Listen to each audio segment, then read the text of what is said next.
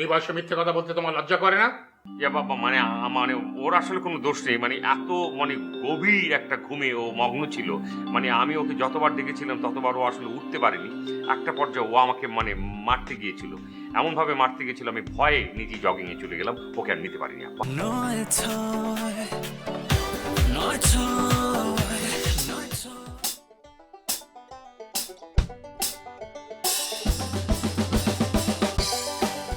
কি ব্যাপার মান্না, তুমি এখানে ঘুমোচ্ছ? মান্না, জি আব্বা। তুমি এখানে ঘুমোচ্ছ? আরে কোথায় দেখছো?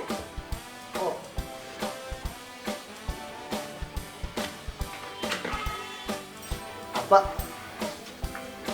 না আব্বা, ওই জগিং করতে গেছিলাম তো, এসে ক্লান্ত হয়ে বোধহয় ঘুমিয়ে পড়েছিলাম। ক্লান্ত হয়ে ঘুমিয়ে পড়েছিলে? হ্যাঁ, ওই অনেক অনেক জগিং করি, এবং জগিং তো স্বাস্থ্যের জন্য খুবই ভালো। এবং ঠিক বলিনি আব্বু? বাবা ঠিকই বলেছো। আব্বা, আপনাকে কোনো কাজ না, মানে এত সকালে আব্বা এখানে আপনাকে কিছু লাগবে আব্বা? না, আমার কিছু লাগবে না। রানা কোথায়? ও ওখানে বলতে পারেন। ও না, ও তো আব্বা বাইরে গেছে, মানে বললো কি যেন একটা কাজ আছে।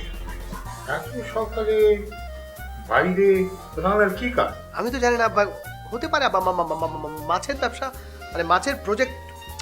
আমি জানি না আব্বা কেন গেছে, সে আমাকে কিছু বলে যায়নি।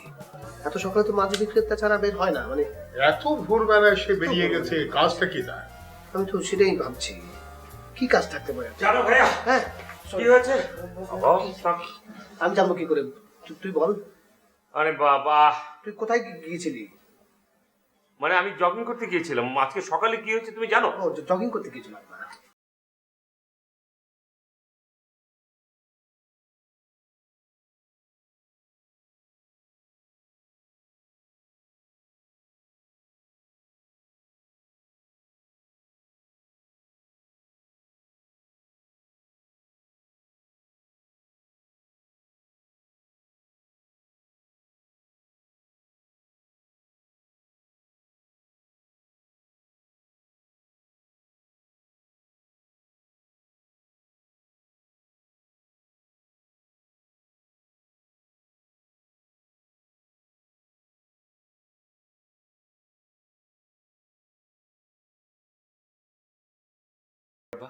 ও জগিং করতে যায়নি?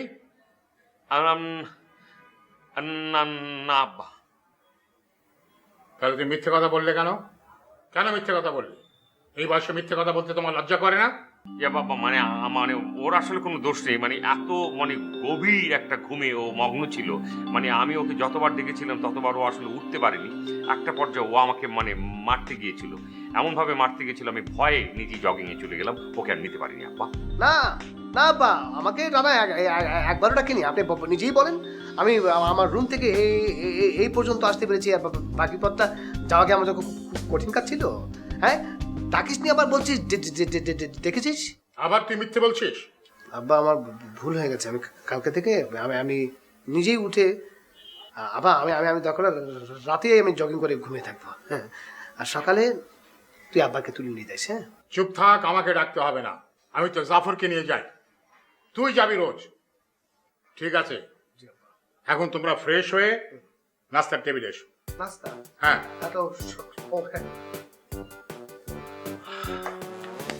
হ্যাঁ, বাবাকে কেন বলতে গেলি যে আমি জগিং এ যাইনি? হ্যাঁ, বাবাকে আমি কেন বলবো না? বাবার সামনে তো আমি মিথ্যে কথা বলতে জানি না ভাইয়া।